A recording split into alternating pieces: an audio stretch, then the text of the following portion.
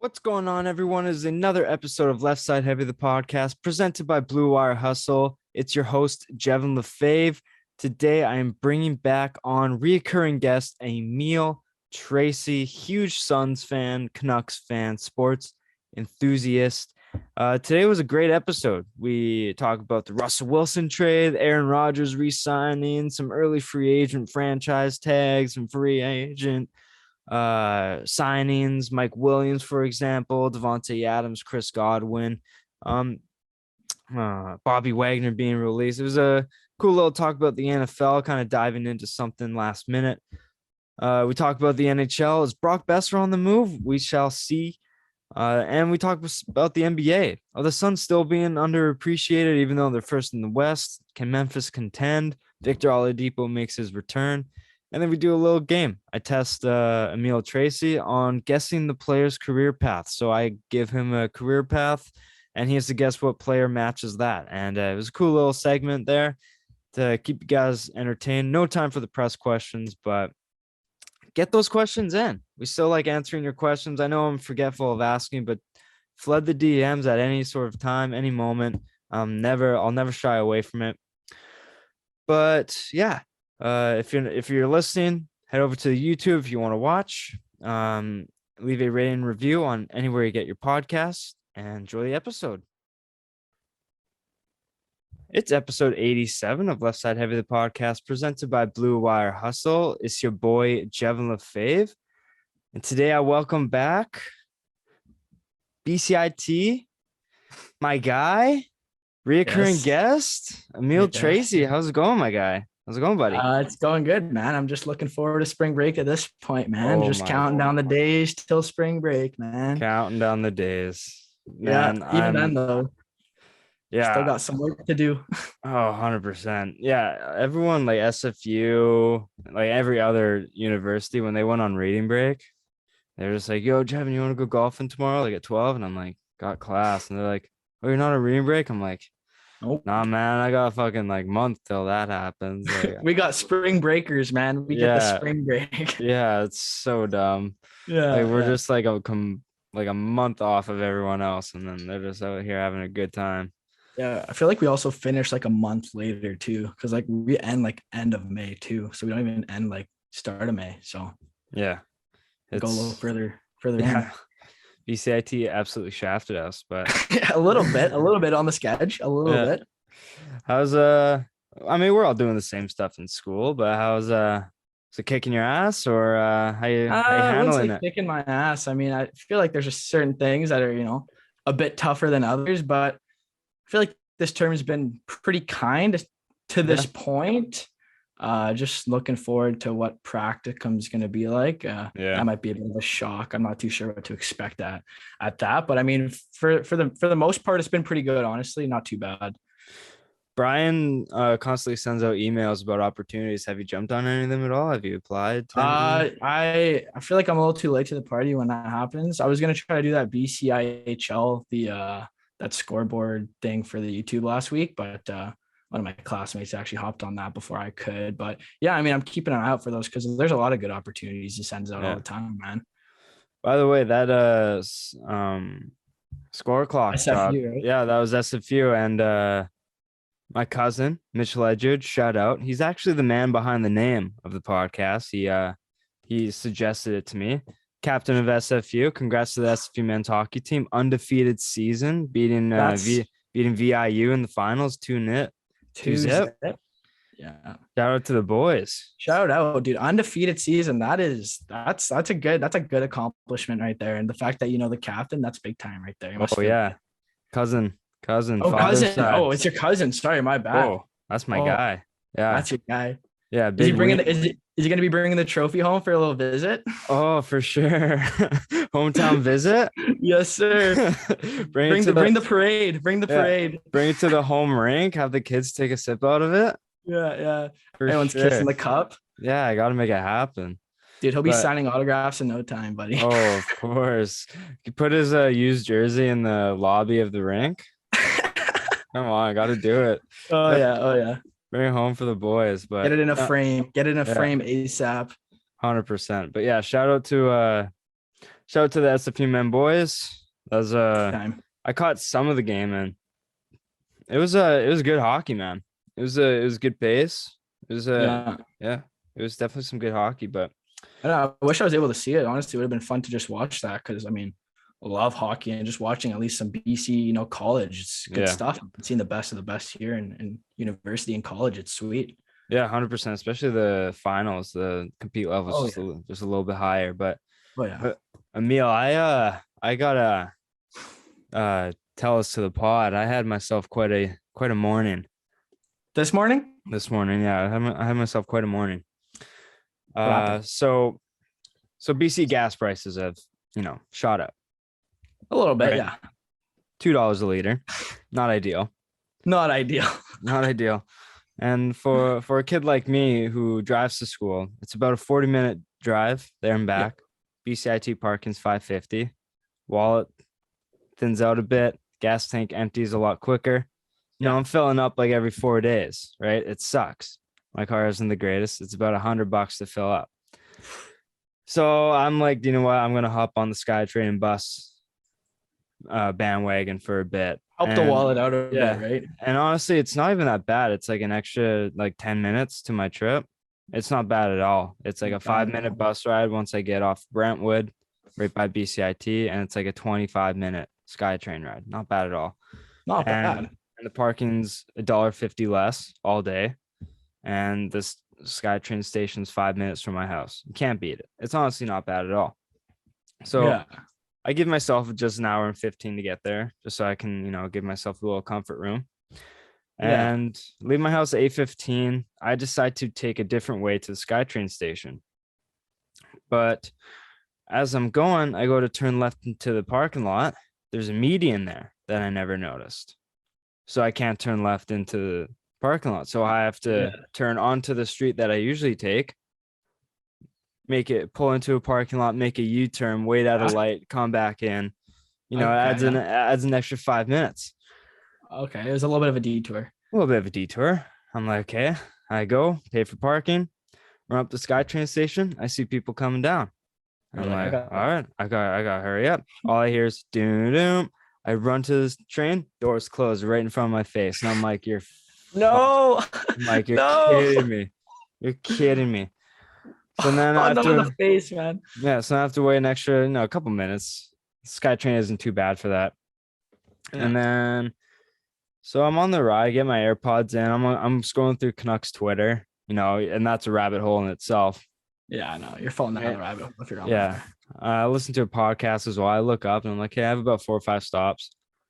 Look down. I look back up and I'm like, okay, Gilmore. And then I look and I'm like, fuck. Gilmore's the stop after Brentwood where I had to get off. So I missed my stop. And I have class in 15 minutes. And I'm like, oh my God, man. So I have to get off at the next one, which is 2 stops down. Go back up. I have to pay and then pay again. Go back up. Go back 2 stops. Get off at Brentwood. And then I get to my bus and I was only late 5 minutes. Oh, dude. So the bus must have been going a little faster. Well, the bus is pretty good. It comes every 8 minutes. Oh, that's solid. And I got there and it came right there pretty much. Yeah, I have to walk 5 minutes to the stop where it picks you up.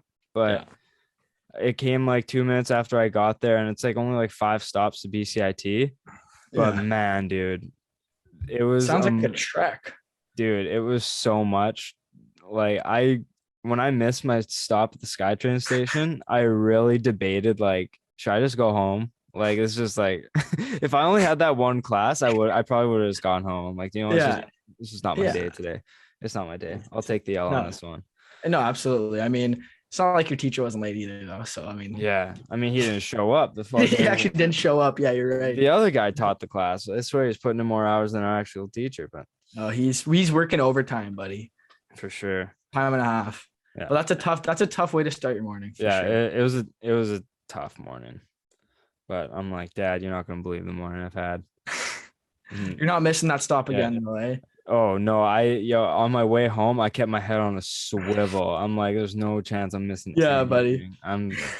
Yeah, no naps, nothing. I gotta stay awake. Yeah, That's it's not happening. hilarious, man. But anyways, let's so this is gonna be a big episode, Emile. Yes, it will Some be. big news came out today. There's been some big happenings around some major sports leagues throughout the past week. So we're gonna start off with the biggest news out of them all. Russell Wilson, longtime Seahawk, Gone. vet in the league, arguable top 8 quarterback in the league, gets traded to Denver. Denver has been a hotspot for potential quarterbacks this offseason, and the big one was Aaron Rodgers, but we'll get to him in a bit. But Yeah. Russell Wilson is traded from Seattle to Denver for quite a big haul for Drew Lock, QB Drew Lock, tight end Noah Fant, and defensive end Shelby Harris, a 2022 first round pick, 9th overall, a 2022 second round pick, 40th overall, 2023 first and second round pick, and a 2023 fifth round pick. And going back to Denver is Russell Wilson and a 4th round pick, I believe, in 2022 as well. So, Emile, I don't know how much you follow football, but I think to anyone, any casual, this looks like a big trade. So what are your thoughts on it when you first saw it? Well, when I first saw that, I mean, I was hearing during the season that, Wilson was kind of looking at maybe getting traded, all the rumors and stuff going on. And I was like, all right, well, I know he's been a long time Seahawk, right? He's been with the team for a decade, right? Yeah. So it's it's not easy losing a guy you've had, running your offense for a decade. So I can only imagine being a Seattle fan right now. That must be tough. And I mean, what are they going to do now? Right. I mean, they got a lot of picks, but I mean, you got to pick the right people. And we know, being from Vancouver, I mean, just because you have a prospect doesn't mean that you're going to pick the right guy. Yeah. So it's I understand because he probably wanted to get out of there. Right. But I don't know. I feel how old is he? How old is Russell Wilson? He's in his 30s, right? 32. 32. Mm-hmm. So he's got a few years left. I mean, a good amount left, actually, and then probably. So we'll see. I feel like Denver probably won the trade, in my opinion. But I mean, we'll see how it goes next year. It'll just be interesting to see what the Seahawks will look like, I think, personally. I feel like it's going to be a huge adjustment for them because they're so used to having that guy. And then I think they're going to be missing that key guy that they're going to depend on for the rest of the season next year. No, I totally see where you're coming from because Denver's always been a team where they've just been a quarterback away because they got a guy in Jerry Jeudy. He's been in the league for a couple years, and he was top 5 amongst receivers in creating separation. But he was also in top 5 of most balls overthrown. And so that just shows you that he's doing his job, but the quarterback isn't. Yeah, so there's just that missing piece. Yeah, exactly. So Denver's always had the narrative of they're just a quarterback away and they could seriously contend for a Super Bowl. Yeah. And they got Peyton and they went to 2 Super Bowls. They lost to Seattle. Ironically, isn't that funny? Isn't that funny though? I saw that too. What are the odds of that? And I believe I just saw this today that Russell Wilson is the first quarterback in history to go to the team that he's beaten in the Super Bowl. No other quarterback has done that. I mean, when you think about that, that's ironic as hell, man. Yeah, and it was a blowout too, so it's just funny. Yeah. But yeah, so Denver's has the pieces. They have some serious weapons. Javonte Williams looks like a dog. Cortland Sutton, Jerry Jeudy, KJ Hamler, Tim Patrick, those guys are all dogs in their own right. And no, I think this is a great pickup for Denver, but also Seattle. They needed to blow it up. I feel like with all this shit going on last year, I was seeing I feel like they just needed a new start, but I mean, it will be tough because there's no way they're going to be contending anytime soon. So if you're a fan, it might be a little hard, but I mean, you just got to be patient with it and hope that they make the right moves right now. But I mean, yeah. I mean, I wish Wilson the best, honestly. Like, Yeah. good on him. Like, he stayed with it. Wasn't like he wasn't loyal to that team. You know, he was there for 10 years. I saw they released that Bobby Wagner guy too, right? Yeah. And he came in with the team the same year what Russell Wilson did too, right? So it's like they're kind of getting rid. I feel like they're transitioning their team completely right now. Yeah. And I think what they need to do is like, I don't think they necessarily need to so much rebuild as much as like retool. Because Mhm. I think they have like some pieces on offense. Like they have Tyler Lockett and Yeah. DK Metcalf. And I Yeah. mean, Drew Lock isn't the answer. I don't think he will be, but he's a decent like placeholder, I guess. Yeah. Because this quarterback class isn't necessarily the greatest, but the year after might be better. Yeah. And they do have a first there, but they could also maybe use that capital to maybe go for Watson or maybe even target someone else if like someone comes available. So they have the capital to maybe pursue a franchise quarterback. Yeah. And then Noah Fan is a great piece. He's a great tight end, great vertical threat. And then Shelby Harris is just another stud on the defensive line that they can use. So I think it was a win-win. Yeah. Scott Ani, recurring guest, set H rep just like you at BCIT. Yeah. He says it was a rare lose-lose trade. He I thought saw it was that too. I saw that too. yeah, he thought it was a lose-lose. So I'm really interested to see his perspective on it because I can understand that Russ is aging, but he could be the missing piece to Denver. Just have to So wait and see, man. Like that's yeah, just what it is. Like you'll just have to see how they gel together and wait for it, man. But I mean, it's big news for sure coming out yeah. of the NFL today for sure. Yeah, it's just a tough spot for Seahawks fans because it's just that transition period between. It's just like you're finally like biting the bullet on like it's not Yeah. 2014 anymore. You know, Yeah. it's not Yeah. 2014 anymore. So And it just wasn't a good season for them either this year. yeah, Like didn't even make the playoffs. Didn't look that great. Like because I also look at it like this: the other teams in their division, once Seattle gets good, the other three teams in their division might be on the decline. So it could be Seattle's division in a few years because yeah, they're starting to rebuild now while the other three teams are kind of like going for it. So San Francisco is a bit in a better position than Seattle because they're still young while competing. But I mean, Seattle could be competing for the top of the division in a few years. They just have to go through a few crappy years in order to get there. But that's yeah. what it takes in order to get back on top, right? Have to be patient, man. Yeah, Like we of know course. that, man. You have Yeah. to be The patient. thing with us, the Canucks, we weren't patient, but we needed to be patient. We And have to be patient. patience is what got Lyndon fired. But Yeah. yeah. So yeah, that Russell Wilson news. I'm sure in future episodes when we really talk about NFL trade deadline, we will talk about it a bit more once everything else kind of shapes out. But this was a big shock in the NFL world. And another shock is what actually came first in the day. Mhm. Aaron Rodgers. Everyone was kind of skeptical on what his future was like. People were like, is he going to Denver? Is he going to Yeah, that was it. Pittsburgh? Right? There's some people said the Colts. There's a lot of different options on the table, but he decides to go back to the pack and re-signs 4 years, $200 million, making him the highest paid player in NFL history. Is it 200 mil though? Because I saw even he tweeted that I mean, yeah, it's all hearsay, but Schefter tweeted it. And despite his mistake with the Brady retirement, I do trust a Schefter tweet, but 50. All right. Well, I mean, 200 mil is just insane. yeah, 153 guaranteed. Yeah.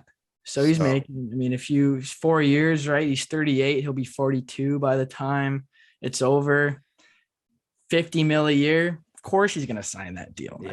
Yeah. Of course you're gonna sign that. Yeah, deal. if you walk away from that year, MVP last year too, Yeah. right? So like back to back MVPs. Yeah, back to back, man. Like, come on. Yeah. Come on. Give him a bag. Give him the bag. Yeah. I mean, like he deserves it. It's just a matter if he wanted it. And no, it's yeah, if it is satire, then my apologies for the left side heavy, but I'm going based off Shefty reports. But I mean, if this is all true, that's quite the deal that he got. And I think like with his play style, he doesn't play overly aggressive.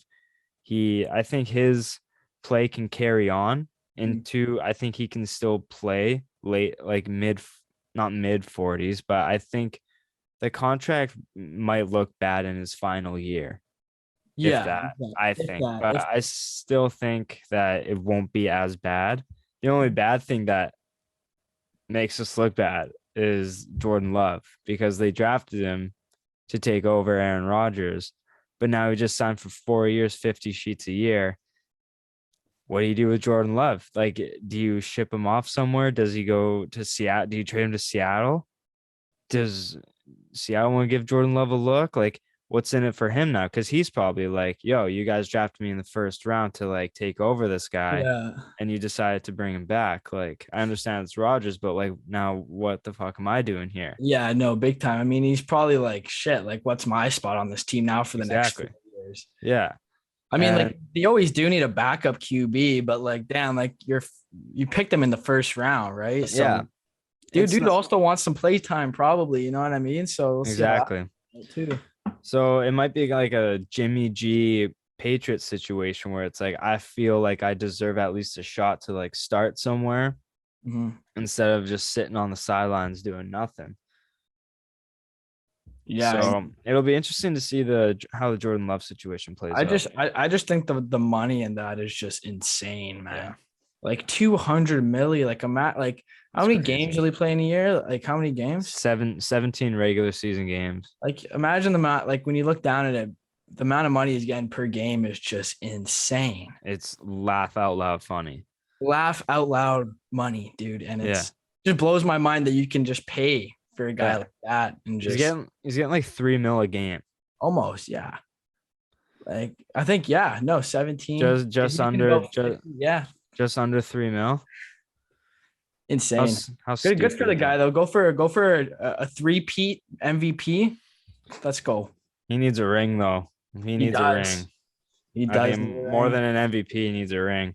You know why? That's probably why they're saying, "Hey, buddy, we're paying you the big bucks now. Bring it home."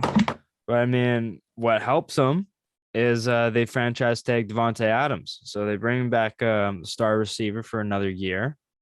I believe the cost for a franchise tag for receivers is 20 mil. So Devontae Adams is coming back. They're gonna run it back once again, and hopefully the story ends a little bit different this year. But yeah, it's I mean, you would hope they would try to run it back, especially if you're going to be paying him that kind of money. You'd hope to be like, okay, buddy, like we'll give you another chance with the core group that we had, and let's see what we can do next year. You know what I mean? Because they just got eliminated, man. Like they were just gone. Yeah, and it was like they didn't even have a chance. They just had one game, bang, done. You're gone. At home too. Yeah. Like they had the bye week, right, and then bye. See you later. Yeah. Like that's just so tough, especially for your MVP to just go out like that, man. Like he'll be coming for blood next year, I feel like, but we'll see how it shapes out. You know what I think Green Bay needs? Because they've had the 13-3 seasons. I think they need they're playing for a playoff spot. That's what they need to get over the hump.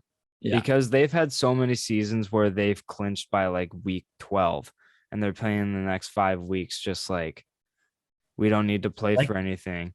So I think they need to like, oh shit, we're like 2-3 right now. Like we need to play football. They need to feel like they're playing for urgency. Like they got some sort of urgency. They got to be competing hard. You know what I mean? Like before the playoffs come.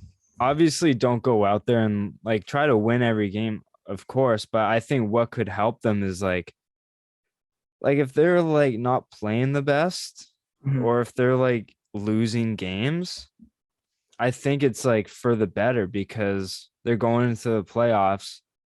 Like, they're still riding that high going into it. You know, they're not coming off like an 8-game winning streak going into the playoffs. Like, at some point that's going to like you're due for a loss, right? Yeah. And it's also a mental thing, definitely. Yeah. Right? Going into there being like, oh yeah, like this shouldn't be easy, but I mean, we haven't lost in 8 games. I mean, winning's easy to us, right? And I think it never is easy, but I think the ideal situation is going into the playoffs on like a 3-game winning streak. Yeah.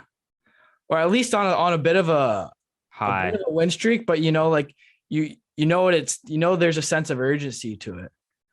Like, like I feel like that bye week also is like, you know what I mean? Like it can definitely sometimes play in your favor or it can not. You know what I mean? I agree. Because it's tough not playing, like when you don't play, like look at like if you're a couple games off, sometimes you kind of lose that spark. And sometimes if you're not with the core group of guys either, it can kind of, you lose the motive a bit, but 100%. so you get paid. That's what you get paid to do though. Right. And it's down to it. Right. Yeah, for sure. In other news, Chris Godwin, wide receiver for Tampa. He also got franchise tag. I was kind of hoping that maybe Patriots went for this guy, but he was too good not to just let walk. So I understand why Tampa did that. Really great receiver. Another receiver, Mike Williams, signs a 3 years, $80 million contract with the LA Chargers. I don't know if you know much about this guy, Emile, but he is a receiver who has the stat lines. Like he'll have a stat line of 6 for 180 and 2 touchdowns. But then the next like 2 weeks, you'll have like 3 catches for 34 yards or 4 catches for 21. Like you'll have like hot and cold, like weird stat lines. But his breakout season started coming when Justin Herbert came in, and he started like showing a lot more consistency. Like he was still not getting over like 100, but he was still getting like 80 yards, 95. 100, and then he had like a 203 touchdown game. Like he started playing a little bit more, and he's like 27, turns like 28 in October. So I think me and Hayden, shout out to Hayden, recurring guest on the pod, we were talking about this earlier, and we both said that we think it's an overpayment, but in free agency, same with hockey, any sport, you overpay in free agency. Like that's just the deal. Yeah. And I think that LA would be dumb to just let him walk. Yeah. So because he's shown incredible numbers, obviously. Yeah. You just got to kind of like feed him the ball. You need some volume there. And his play style can be aggressive. So like the health concerns may catch up to him. Like he's a jump ball receiver. He's the best like 50-50 ball, like one of the best in the league. He almost wins like every jump ball. And like he's unbelievable. So it's just a matter of like health might catch up to him. But I mean, he's a great receiver, and I think he'll flourish with Herbert. So I think it was good to bring him back because you just had to, I think. Yeah, I think with that, you just got to find some sort of consistency, and then you'll be good. But yeah, I mean, if he's playing that aggressive, health concern is always a thing, man. Yeah, always a thing. Like just that's tough though. Like you hope it never happens, but I mean, because you love when guys play hard, man. You gotta love it. But yeah, no, that's 3 years, 60 mil. That's, I mean, yeah, 3 years, 80 mil. 80 mil. Did I say 60? No, I thought I'm just seeing here, but okay, 80 mil. Damn. Is it 60? I thought it was 80. Did I read it wrong? It says 3 years, 60. Damn. Hey, but still 20 million. Am I? 3 years, 60 mil. Yeah. No. Yeah, I'm wrong. I am wrong. Do you know what? Not an overpayment. I think it was a great contract. 20 million a year. Because me and Hayden were talking, we were thinking like 17 to 18 would be perfect for him. So do you know what? 20 mil? I think I thought it was 80. I must have like read it wrong. Yeah. Wow. It's not horrible. I mean, no, I think that's a good contract then, because that's because the franchise tag is right around 20, and franchise tag, and that's basically the franchise tag annual for just an extra couple of years. So you know what? I think that was a great contract. Never mind then. That's my bad. we just talked for like 3 minutes about a completely wrong contract. What an idiot. But yeah. Good for Mikey. Good for Mikey. And he's on my dynasty team, so like he better butt drop. Yeah, he sounds like a good fantasy player. He can be. He can either get me like 3 points or like 28. It's like one of the two. So you're picking him every second week. You go for the high ceiling, you know? Yeah. But yeah, guys, free agency hits March 16th. So there's going to be a free agency pod. I might maybe push back. But we might just do a free agency preview or something, or just like completely talk about the week's worth of signings and stuff the following week after free agency. So more NFL talk will be coming in the off season. But Emile, I'm gonna plug in my laptop first. No worries, brother. Because my laptop's almost dying. Where is it? Can't have your laptop dying. Oh no, can't happen. But we're gonna talk about some NHL. Let's get it. The trade deadline is upon us, and our Canucks are making the headlines. We always are, man. So the whole name for like basically a ton of the season is JT Miller getting traded. And it seems to be that within the Canucks organization, Bruce has talked to Jim, saying that he's the heart and soul of the team, and he's basically the train or the engine that's running it. And like he keeps things light. And according to Demko, he says like he keeps things light in the room. He's a locker room guy, great for chemistry, all that. Brock Boeser has slid to the top of the higher and higher on the trade bait board, and he seems to be likely to be traded. What are your thoughts on Brock Boeser being gone? And like, do you think it should happen? I mean, depending on what we get for him, I think if we can strengthen our D, I don't think we need anything offensively. I think if we can strengthen our D core for Boeser, I wouldn't be as mad at it. Obviously, I mean, I love Brock Boeser. Like, I mean, like he sometimes he makes mistakes, dumb passes in the slot to the other guys and stuff. But like, he is a good guy to have on your team. He's got a good shot. Sometimes he goes through slumps and stuff. But you know what? I think if he were to go, I would definitely want him to go rather than JT Miller. Like you said, like JT's looking like he's not going to move. So I'd rather have Boeser go. But if we were to get rid of him, I would definitely be sad. But it would definitely have to depend on what we get in return for him.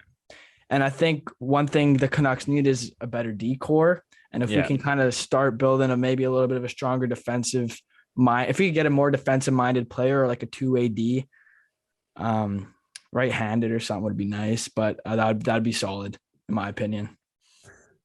So there's Bowen Byram's name has been. I saw that too. What are your thoughts on that? He's got too many health issues. I don't want it right now, to be honest with you. He's dealing with too many concussions, and he actually played DHA here, and he's a great player, man. Like on Colorado, like he fits that team too, like a young, fast team, all skilled. But this poor guy, he's just going through some health issues right now. So I wouldn't want to deal with that right now because I don't want to trade Boeser for someone who's not going to be playing for half the season or missing out on like games that are important. You know what I mean? Like we want a guy that's going to be consistently there, right?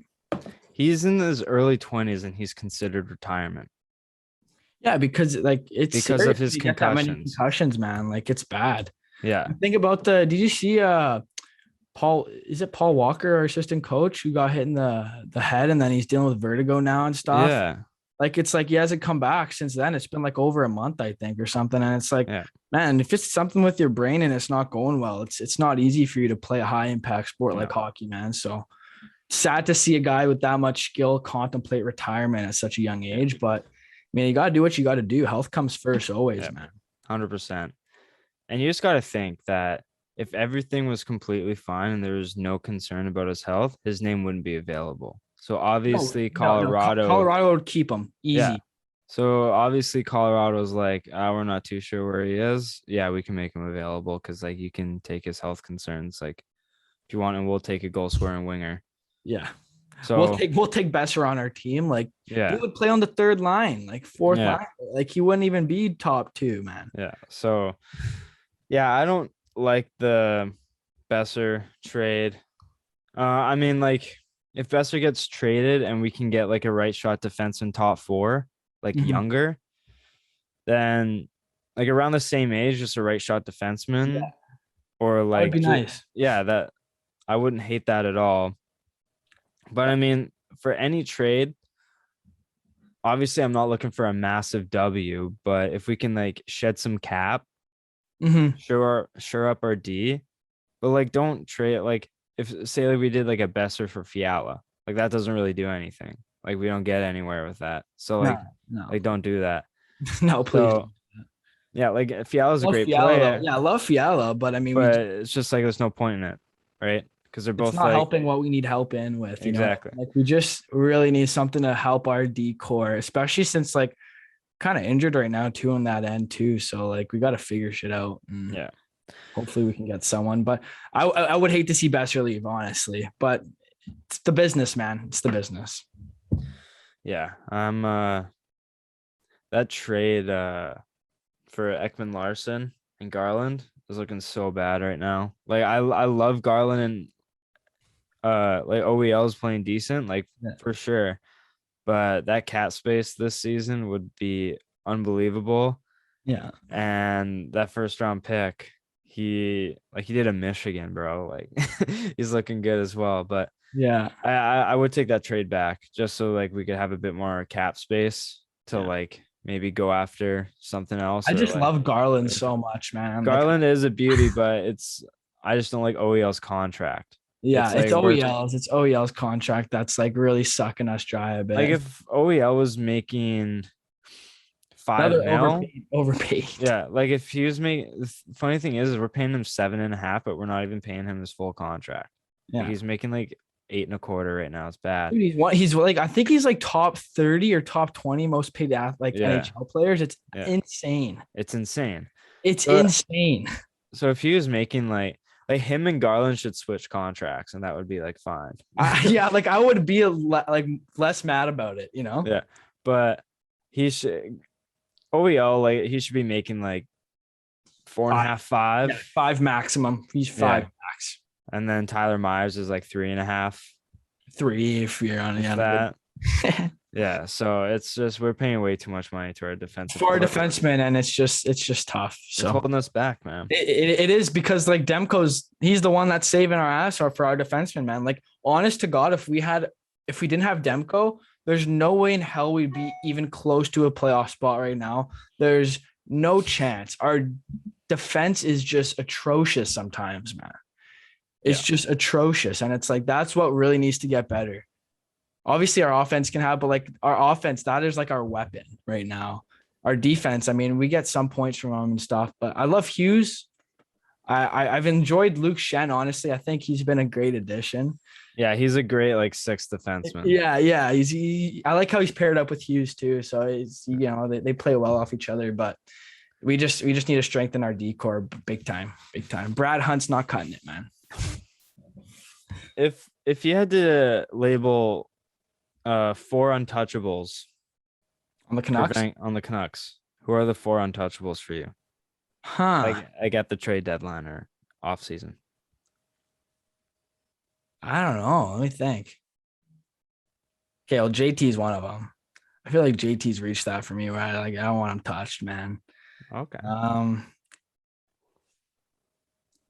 I don't know, man. I'm trying to think. I mean, at the trade deadline right now. Yeah, or off season within this year though. Like yeah, within this year. Or even just like in general. Like who are you just like you don't want to give up? Oh man, that's tough. Like if teams call for this player, you're just hanging up the phone. Okay, Hughes is in there too, but I mean he just signed a contract, so I'm not too worried about him.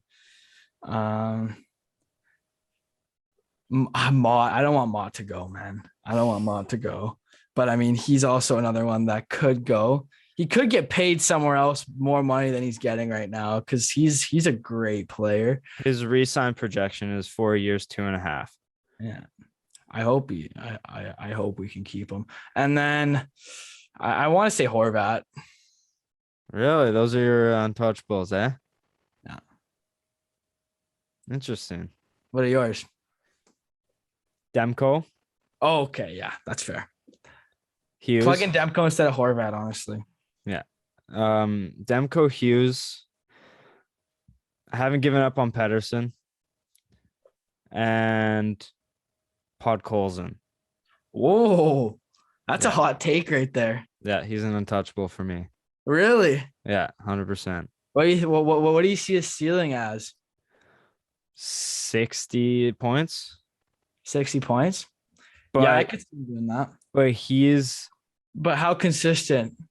I don't care about consistency. He's a player that the Canucks haven't had since Burrows. He's Okay. gritty. He doesn't take shit from anyone. He's strong as an ox. He's deceivingly strong. He is deceivingly He strong. doesn't look that big, but he can hold his weight against anyone. Yeah. He's pretty I fast if he gets the wheels going. His shot's pretty good if he can get one through.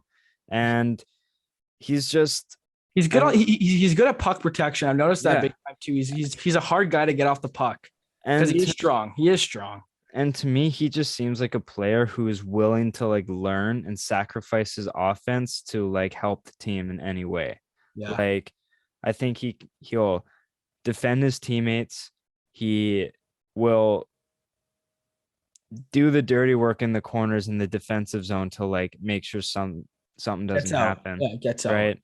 And I just like he just shows that like he's in it for the team. And I just think, yeah, he's not a flashy player, but to me, I wouldn't want to give him up, man. That's fair. If he could honestly be like a consistent like 40, 45, 40, 50 point player, that's huge. Yeah. That's huge for us, man. Yeah, like he doesn't have to play like first line minutes, but No. if he can be like a second, third liner. I know that's not what you want out of your first round picks, but he's also not like a Matthews or like a Jack like he's Hughes. literally exactly like what do you Like expect? he's not that type of player. He's a gritty player. He's a power forward. Like he's a perfect second line player, I think.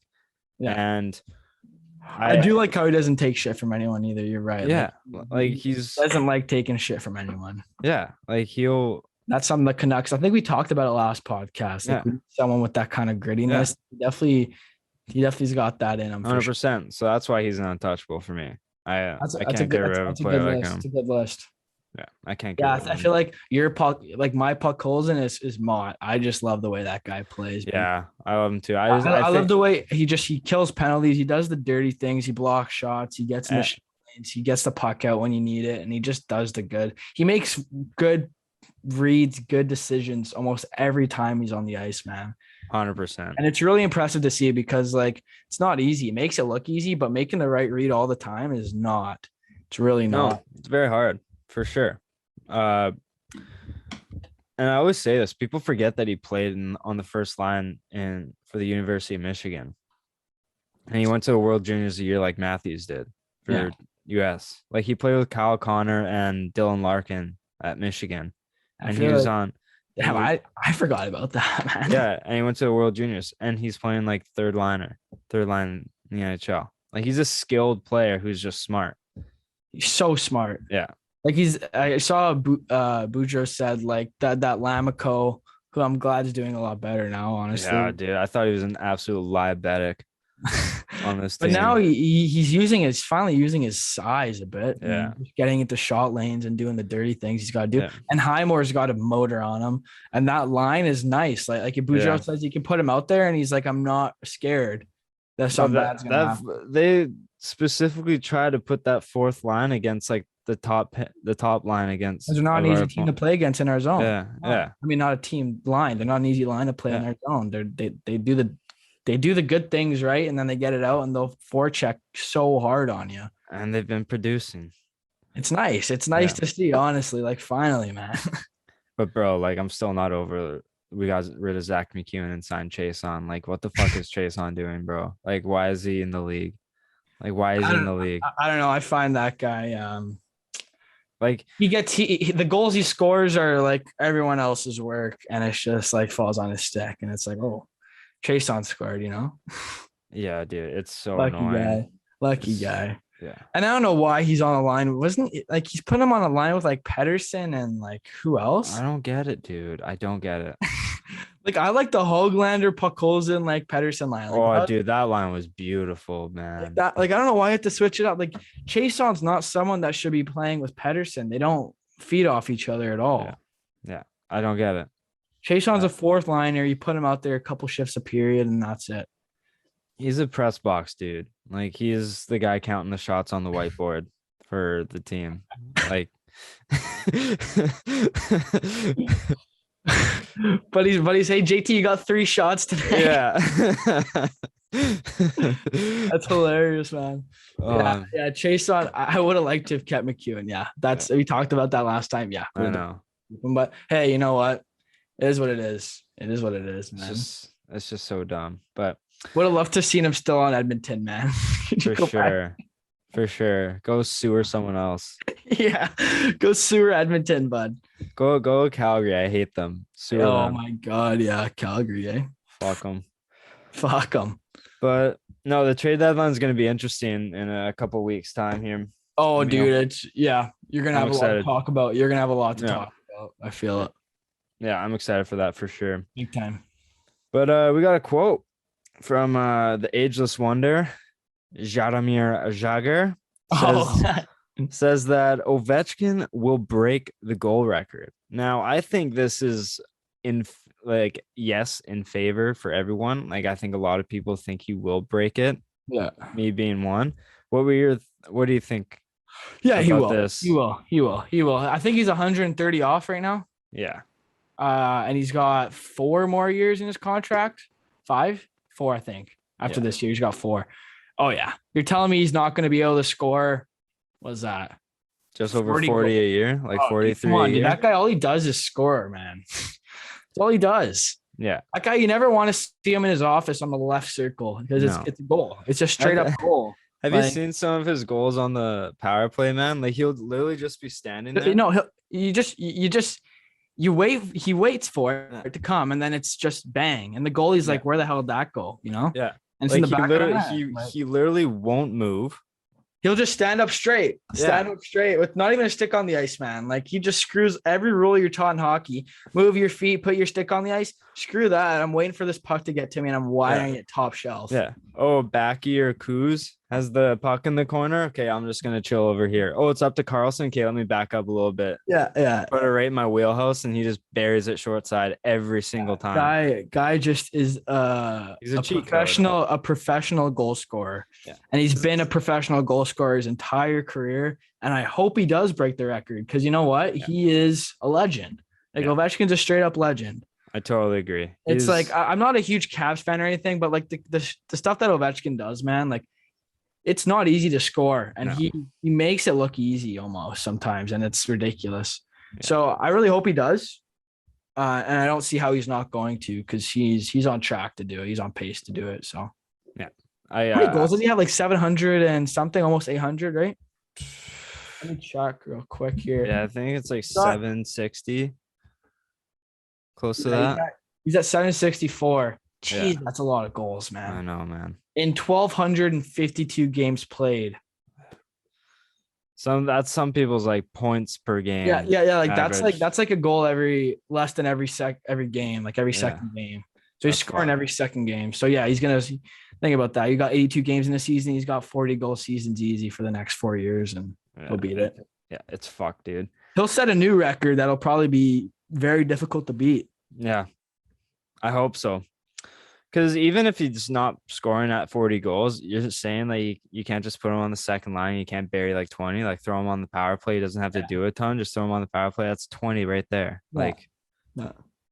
And all he needs to do is be on that. Once there's a power play, get him out there.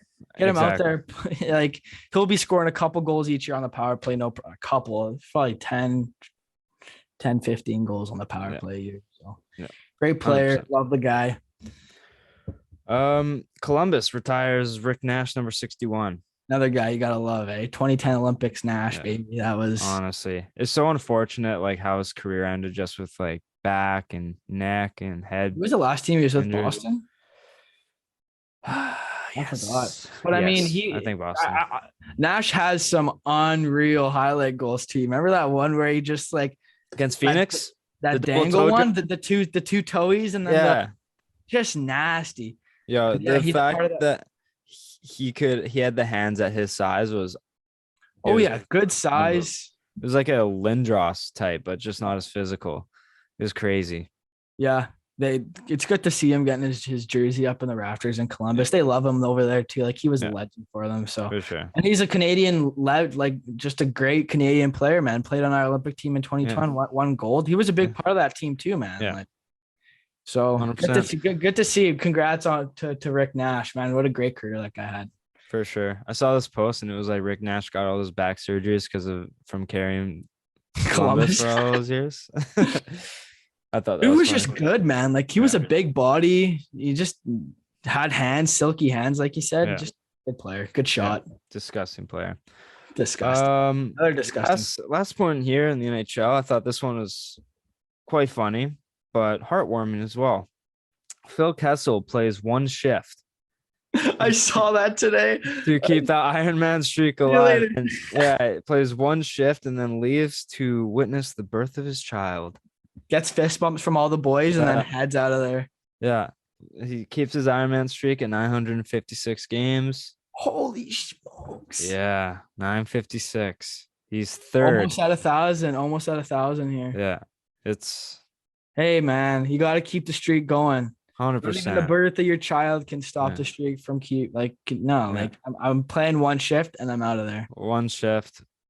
The kid will understand. The kid will understand. Oh, the kid will thank him for that. He'll be like, yeah, that's hilarious. You gotta love Kessel for that though. That's good stuff. Right? Oh, huge beauty. Huge beauty. Yeah. Even though he's on the Yotes, good for him. Yeah. Yeah. Hopefully he gets another shot at a run. Like hopefully he gets straight to a contender or something. You could help. I mean, the Coyotes just have so they could do so much with their team right now, though. I mean, it's gonna be so weird next year when they're playing in that stadium, man. Yeah, I know. Well, what players gonna want to play there? Like, I'm being honest, man. Like, yeah, I don't know. Like you go you playing in your home arena, and there's how many fans can there? 2,500 or something. 5,000. Oh, 5,000 still you're playing away and you're like, holy smokes, half of them are going to be drunk ASU students.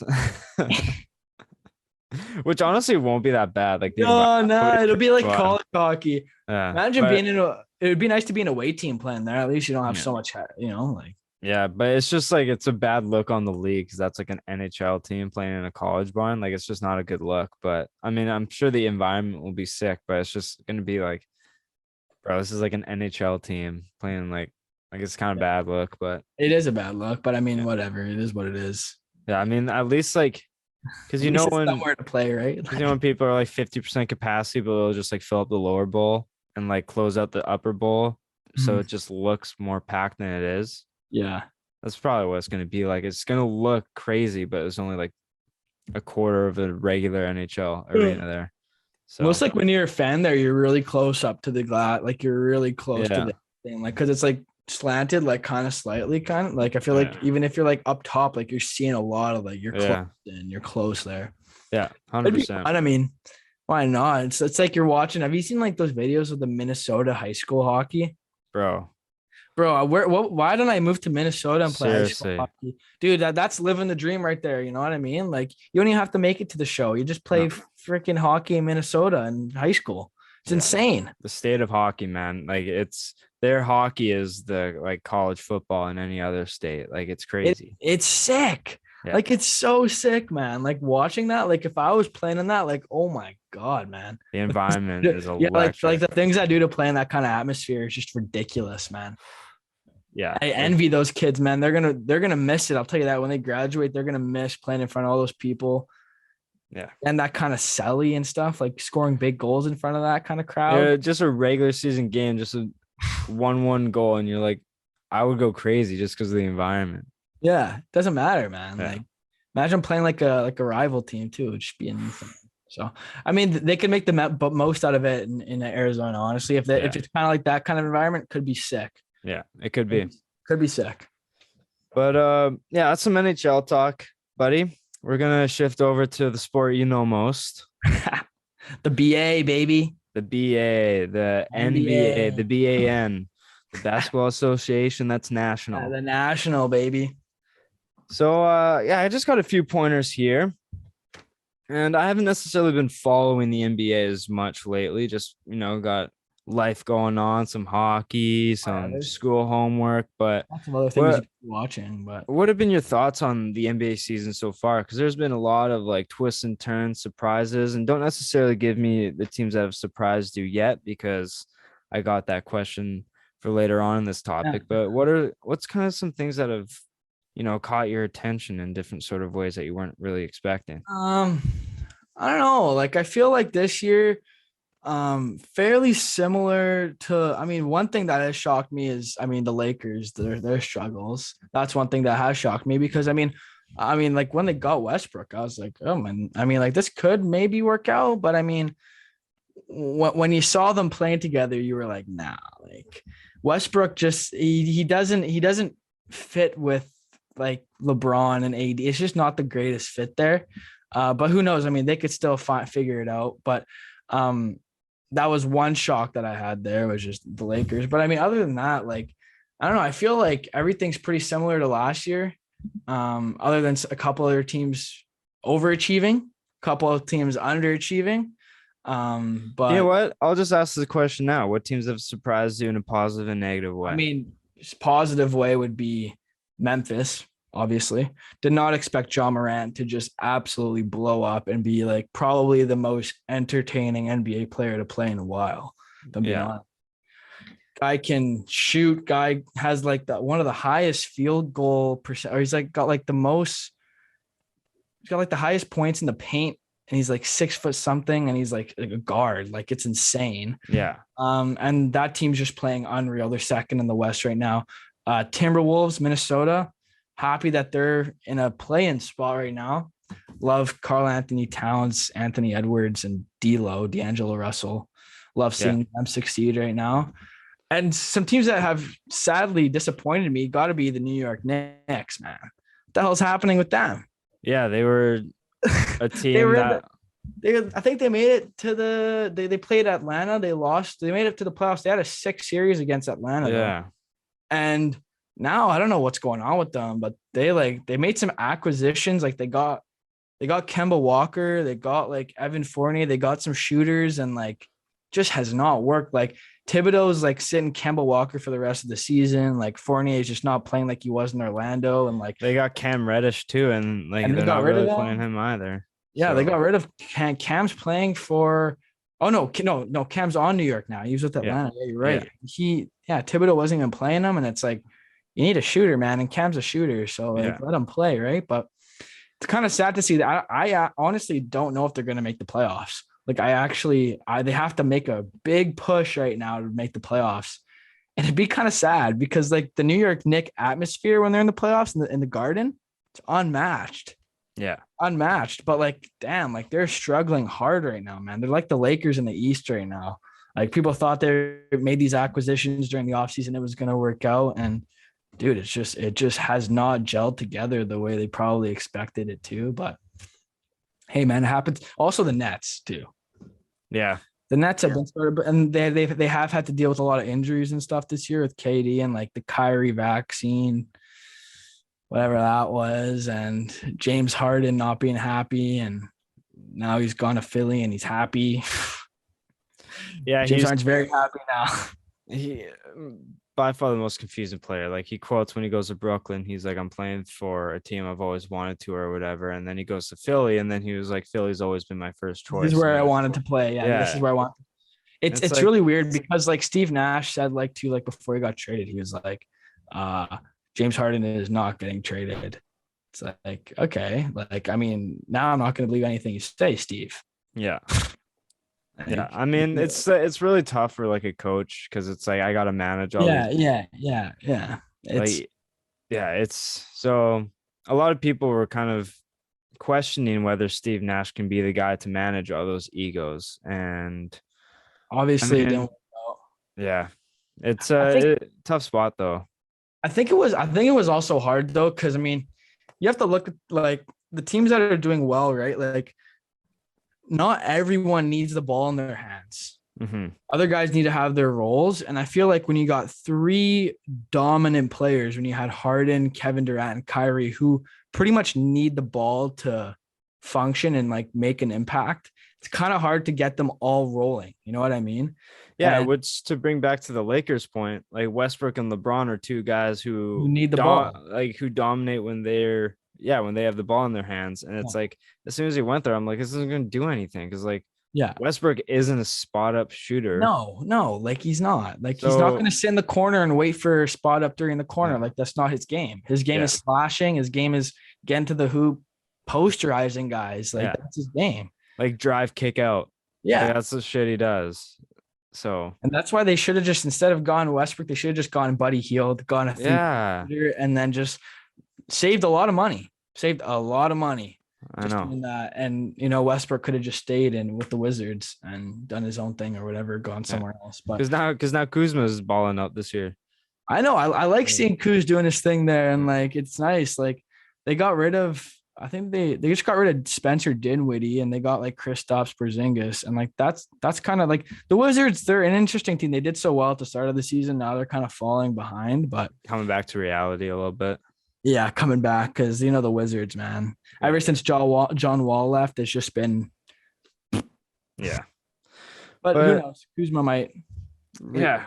handle something. A team that surprised me, Cleveland.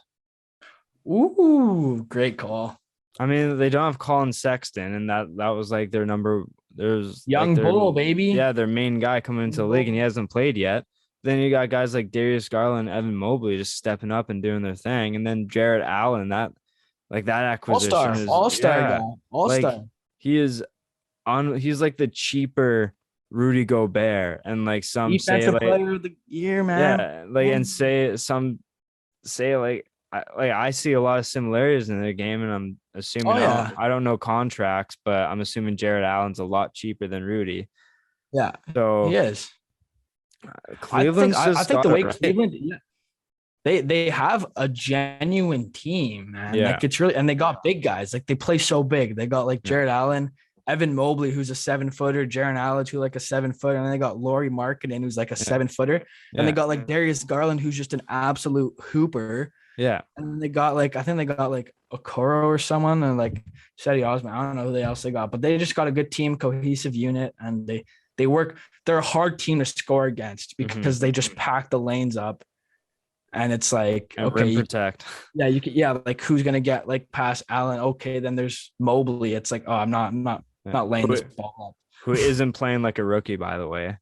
Oh no, Evan he's Mobley. great. Who's your pick for rookie of the year? I mean, I don't know if you know, but I mean, like, I'm just curious to know. I feel like there's only 3 that you can really pick from, in my opinion. Okay, well, I think Evan Mobley is up there. I know Scotty Barnes, Barnes, and then Kate Cunningham. I feel like are like the only 3 really that I would pick that can be picked from. Yeah, I remember there's someone else. Jalen Green. No, that was my pick at the start of the year. I thought he was gonna be rookie of the year too.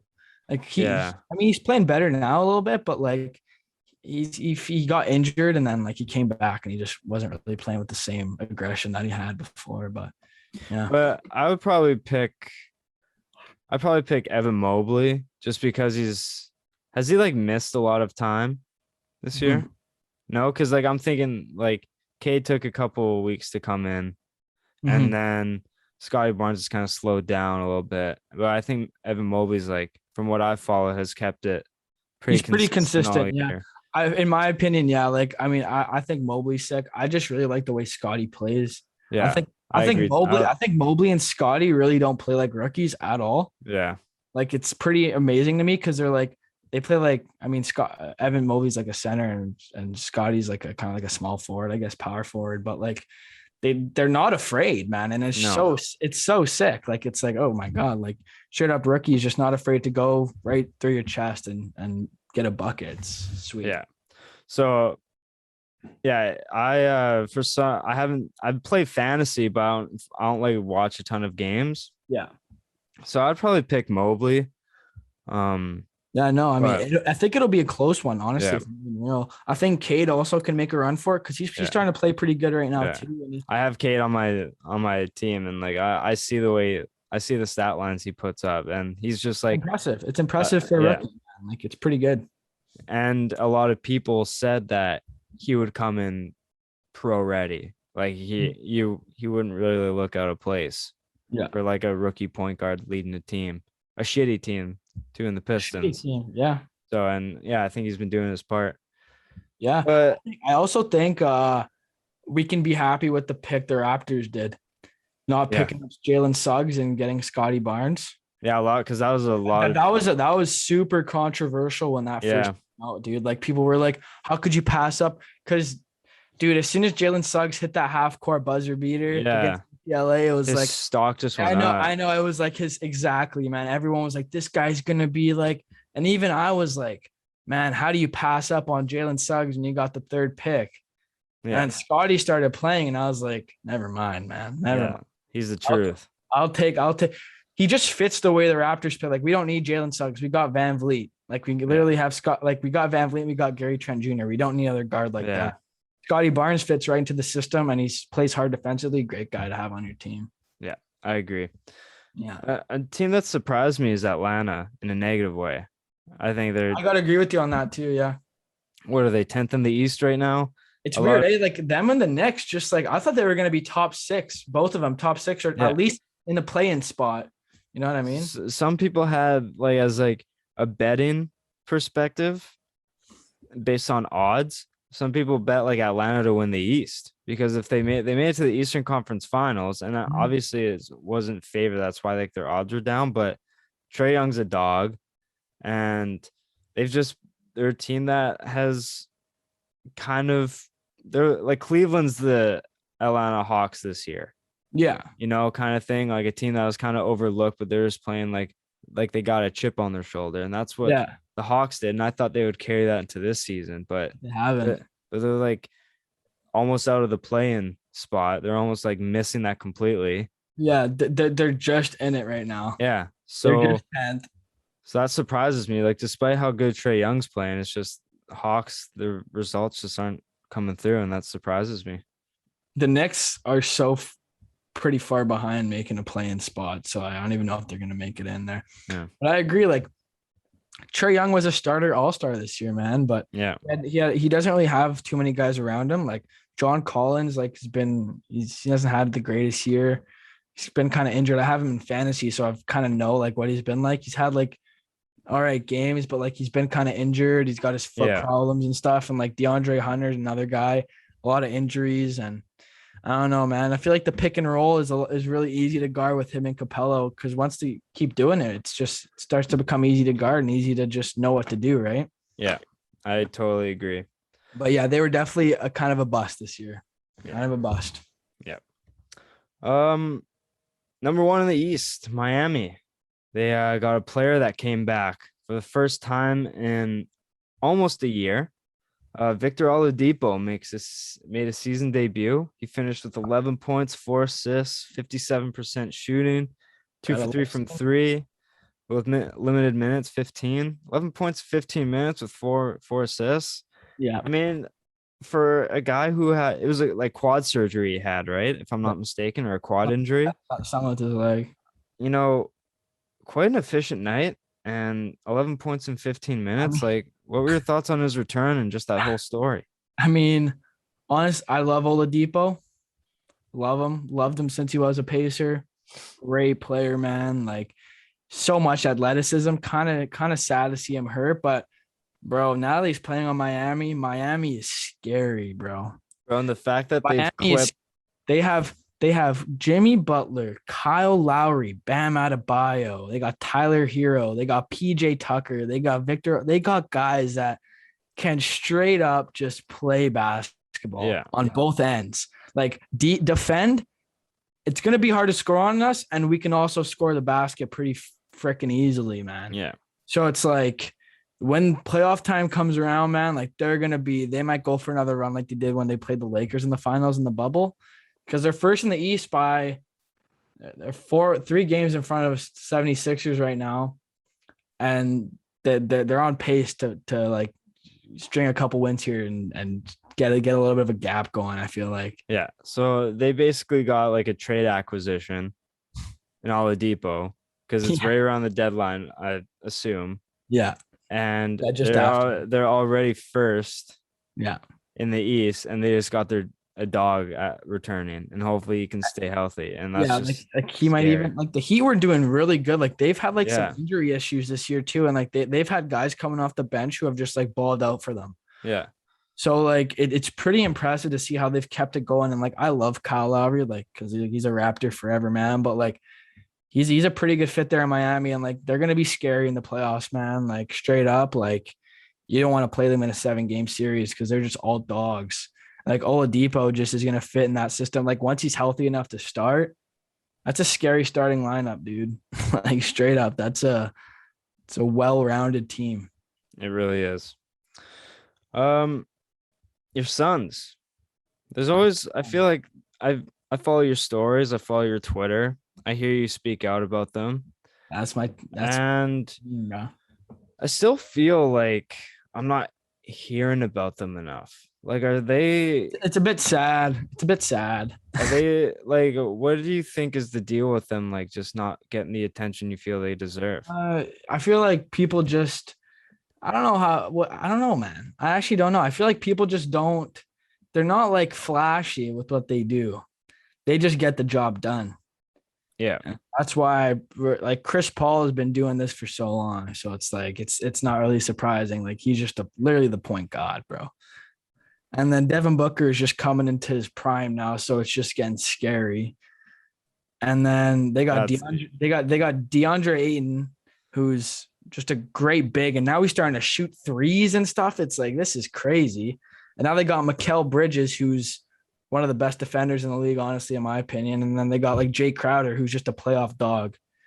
And then they got guys who come off the bench, and they just played Milwaukee. I watched their game on Sunday. I think they played, and they didn't have Devin Booker, Chris Paul, or Cam Johnson, who's shooting like a ridiculous percentage. Yeah, I saw that buzzer beater against the Knicks. Yeah, that like was a crazy finish. Yeah, that was without Devin Booker and Chris Paul too, and like they were able to clutch that win there. That's pretty crazy. But like he's shooting a ridiculous percentage from three, and they lost to Milwaukee, but that whole game like it was back and forth.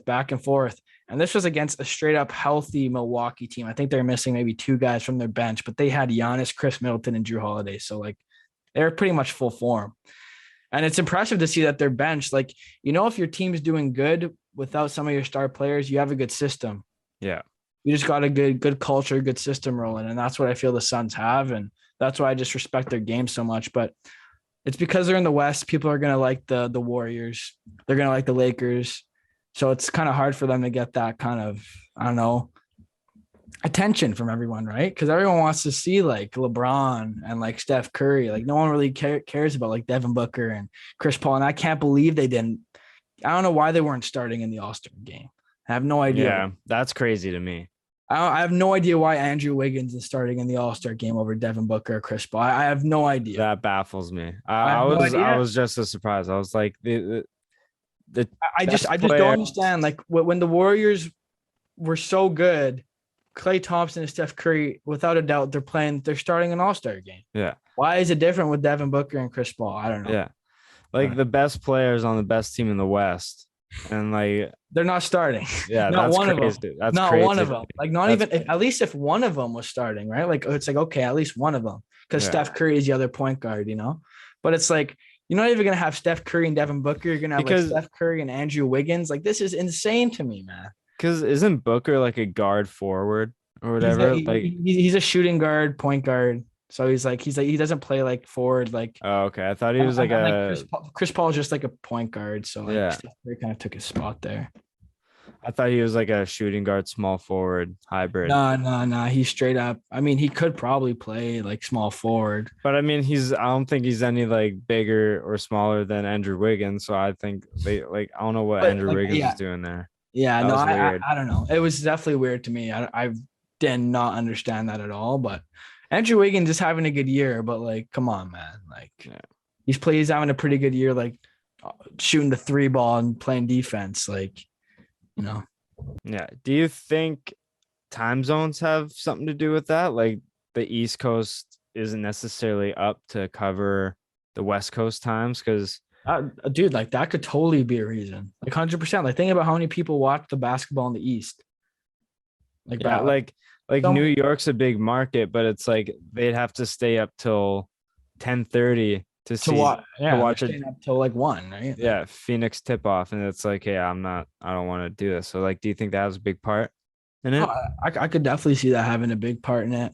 But like that's why like I guess the most people that watched the games in the West are watching teams like Warriors or Or like Lakers? or Yeah, even the Grizzlies, man. Like the Grizz are getting like a lot of attention now because of yeah. John Moran. I keep thinking about this, man. Like I'm like, imagine if the Vancouver Grizzlies were the Memphis Grizzlies and this team was here. Oh man, I'd have a John Morant jersey on all the time, bro. That's what I'm saying is that I think an NBA team would, because people are like, we tried it once and it failed. Why would we do it again? And I'm like, the Raptors come and play here every preseason and Rodgers sells out. Yeah. Like even if we got an expansion team, 90% of people would be coming. Like if the Bro, we Lakers need to. came, the arena would sell out because they'd want to see LeBron play. Like Yeah. if whatever team KD's on, everyone's going to watch KD. Yeah. Like it's so stupid to me how the Canadian market in the NBA is so small, man. It's so underappreciated too because it's literally called the NBA, the National Basketball Association, and it's like, bro, like the NHL has like a good amount of Canadian teams, but a ton of American teams too. It's like, where's this balance? I like you could argue that the basketball market is bigger than the hockey market here in Vancouver. Everyone talks about basketball. Like a shit ton of people talk about the Well, sport. dude, They love the sport. it's growing in Yeah. Canada, like just in general, like in Montreal. Like we could have a team in Vancouver and a team in Montreal and grow 2 more teams in Canada, have 3 teams in Yeah. total. It would be sick. It would Yeah. literally be sick. Because I would go watch basketball games, man. Like, hell yeah, man. Hell It baffles me that people are against a It is basketball what it team is, coming. though. I mean, there would be 16 teams in the West, 16 teams in the East. If we had a Montreal and Vancouver team added, that's not making that big of a difference, man. That's adding layers to the NBA right there. So Yeah, exactly. I totally agree. But to carry on with Memphis, do you think that they're the truth? Like, do you think they can contend, or are they just a team that's kind of hot right now? no, they can contend easily, bro. I genuinely think so because they got a bench. One thing is like you have to have guys that can come off your bench.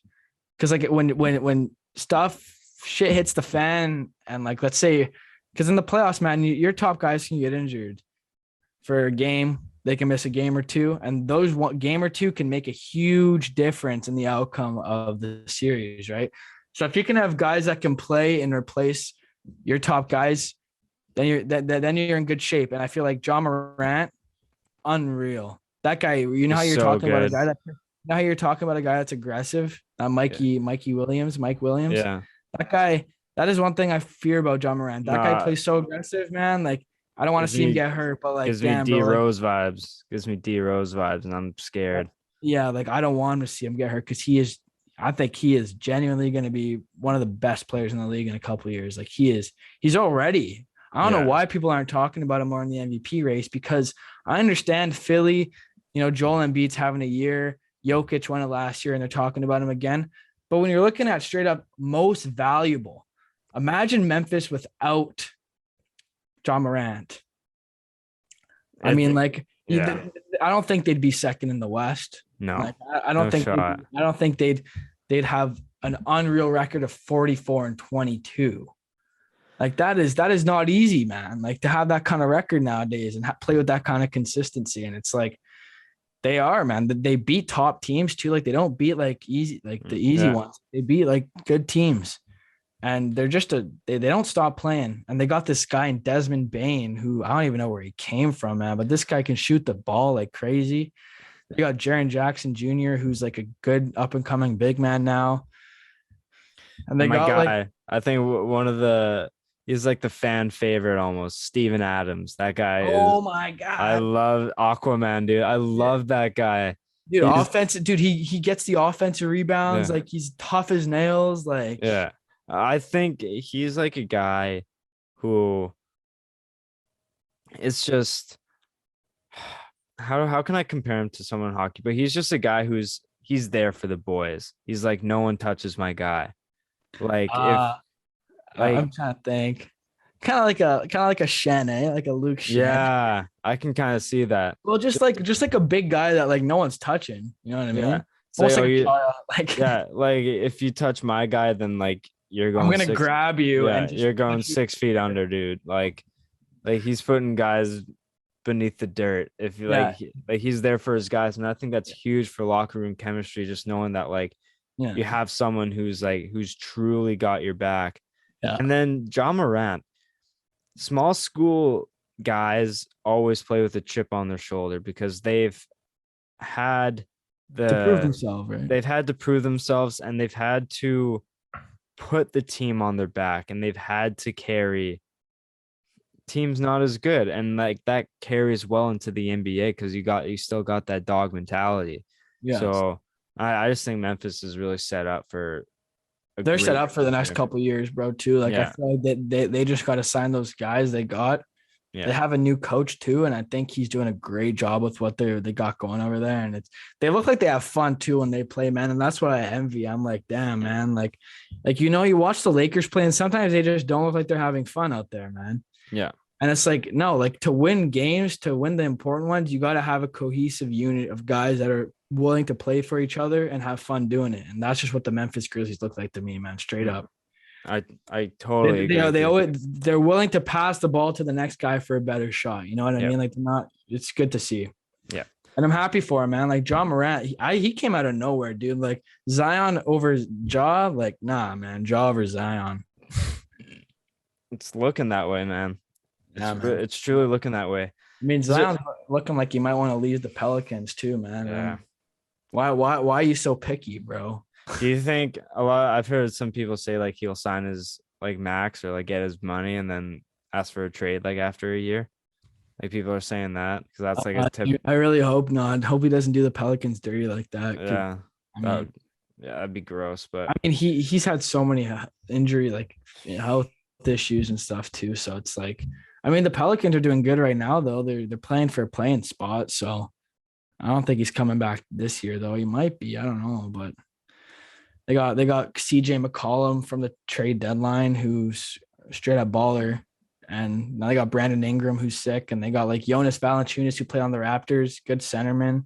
They got a good rookie in Herb Jones, so like they're an okay team. But if Zion plays with them and like comes back firing, they could contend, like not contend, but they could secure a playoff spot next year and have some fun with it for sure. yeah, 100%. Is there anything else in the NBA you want to talk about? Nah, man, I think we're good. I think we covered a lot of bases on that, Yeah, man. Also, agree. DeRozan's another MVP candidate in my Yeah. opinion. Don't forget about the Toronto guy over there. Not actually from Toronto, but guy's a Raptor at heart, dude. Yeah. So I love seeing him do his thing in Chicago right now. He's playing unreal this year. I agree. What are your finals picks for the NBA right now? If you had to pick, Suns, Philly. Suns, Philly. Yeah. I like that. I think we could see a Suns Bucks rematch, and it can. I was gonna might say swing the other Suns way. Bucks. I was gonna say Suns Bucks, but I could also see the Heat, bro. Like if they Oh, can dude, stay, if the Heat's Heat full can of stay, dogs. if the Heat can stay healthy. That's just all it is. If the Heat can Yeah. genuinely stay healthy this year, like through the playoffs, that I would probably take them over the Suns too, bro. Because like you don't want to play that team in 7 games, like straight up. Like they're so, and they got like their coach, like I forgot his name, some Spoelstra, and he's such a good coach. He's been with the Miami Heat for so long. Yeah. And like he's created a culture there, and it's just they play hard. So 100%. I totally agree with you there.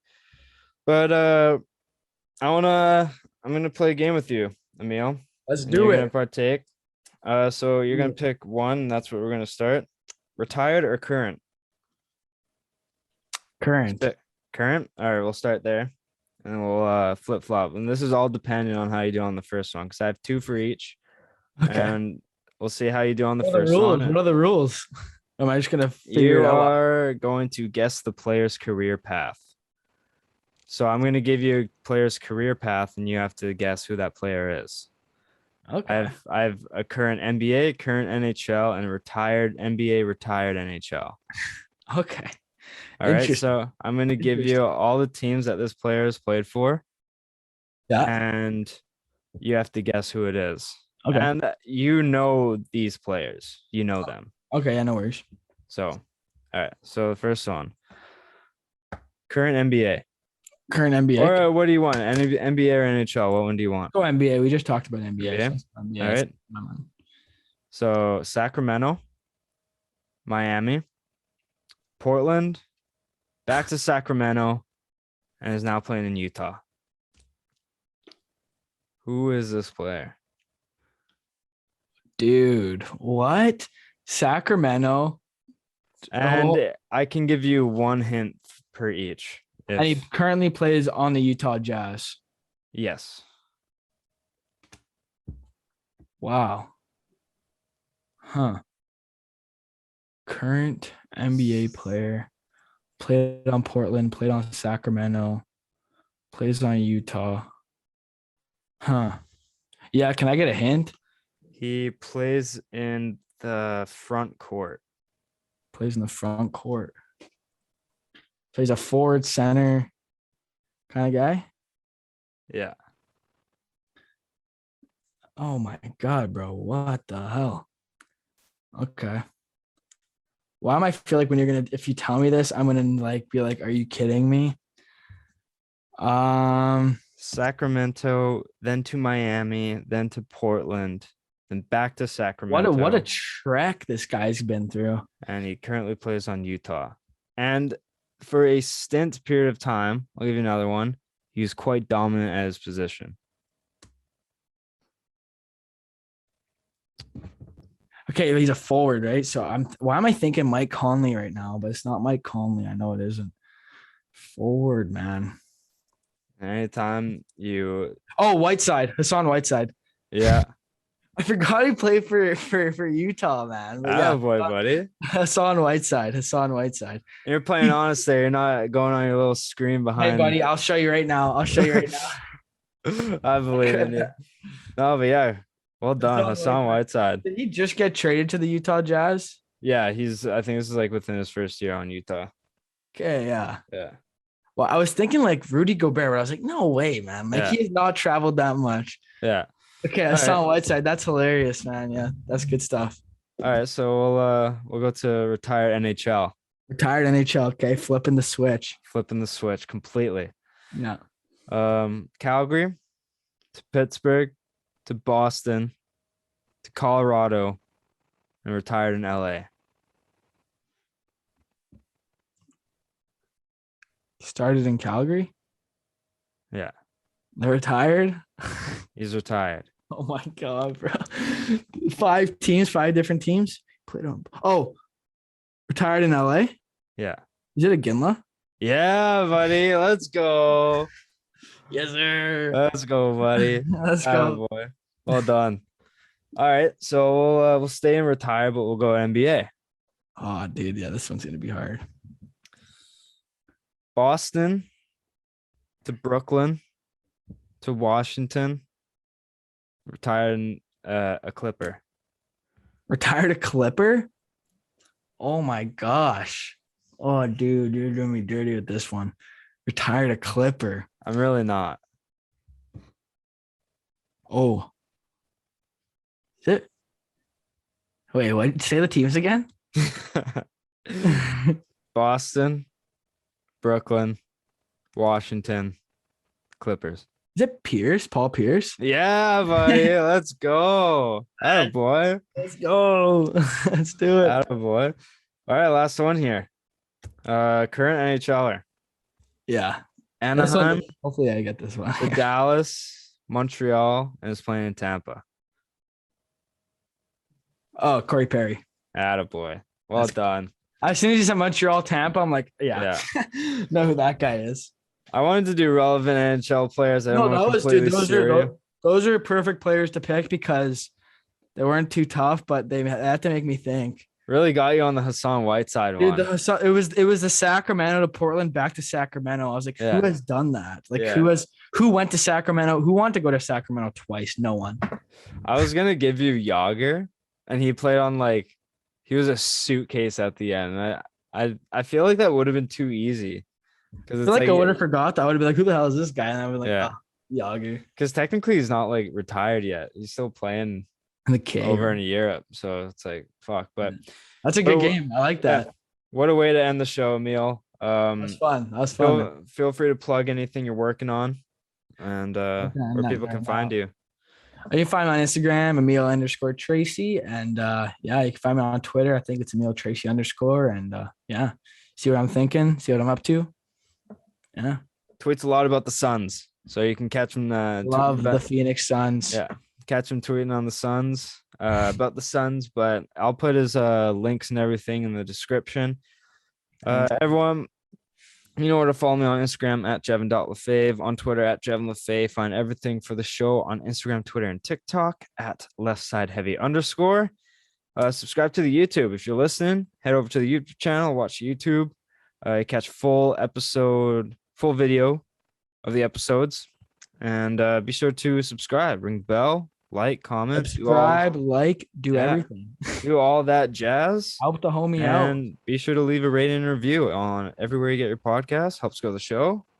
Emile, once again, thanks for coming on, buddy. I really appreciate it. Was a pleasure, man. I love being on here.